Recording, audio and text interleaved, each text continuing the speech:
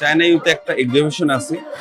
দেখো ও চায়নাতে ও হচ্ছে যে ভিডিও করতেছে এবং দেখাচ্ছে লাইভ করে এক্সিবিশনের মাঝখানতে।